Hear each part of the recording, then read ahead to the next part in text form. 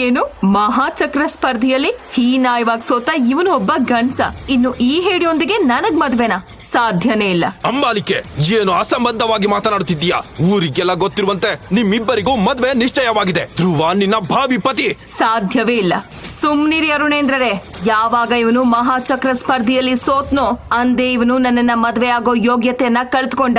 ಅಷ್ಟೇ ಅಲ್ಲ, ಇಷ್ಟು ಹೀನಾಯವಾಗಿ ಸ್ಪರ್ಧೆಯಲ್ಲಿ ಸೋತ ಇವನು 11ನೇ ವಯಸ್ಸಿನಲ್ಲಿ 9 ನಕ್ಷತ್ರಗಳನ್ನ ಗೆದ್ದು ಏಕಲವ್ಯನಾಗಿರೋಕೆ ಸಾಧ್ಯವೇ ಇಲ್ಲ. ಇದ್ರಲ್ಲಿ ಏನೋ ಮೋಸ ಅಡಗಿದೆ ಅಂತ ನನಗನ್ಸ್ತಾ ಇದೆ ಅಂತ ಮತ್ತೆ ಅವನನ್ನ ಅವಮಾನಿಸಿದಾಗ, ಬಾಯಿ ಮುಚ್ಚು ಅಂಬಾಲಿಕೆ, ನಮ್ಮ ರಾಜವಂಶಕ್ಕೆ ಯಾರನ್ನು ಮೋಸಗೊಳಿಸುವ ಅಭ್ಯಾಸವಿಲ್ಲ ಅಂತ ಕೋಪದಿಂದ ಘರ್ಜಿಸಿದರು ಅರುಣೇಂದ್ರರು. ಆದರೆ ಅಂಬಾಲಿಕೆ, ಓ ಹಾಗೆಯೇ, ಸರಿ ಸರಿ, ಇವ್ ನಿಜವಾಗಿಯೂ ಚಿಕ್ಕ ವಯಸ್ಸಿನಲ್ಲಿ ಏಕಲವ್ಯ ಬಿರುದನ್ನ ಗೆದ್ದವನಾಗಿದ್ರೆ ನಾನ್ ಹೇಳೋ ಸವಾಲನ್ನ ಸ್ವೀಕರಿಸಲು ಹೇಳಿ, ಆಗ ನಂಬ್ತೇನೆ ಇವನೊಬ್ಬ ಗಂಡ್ಸು ಅಂತ.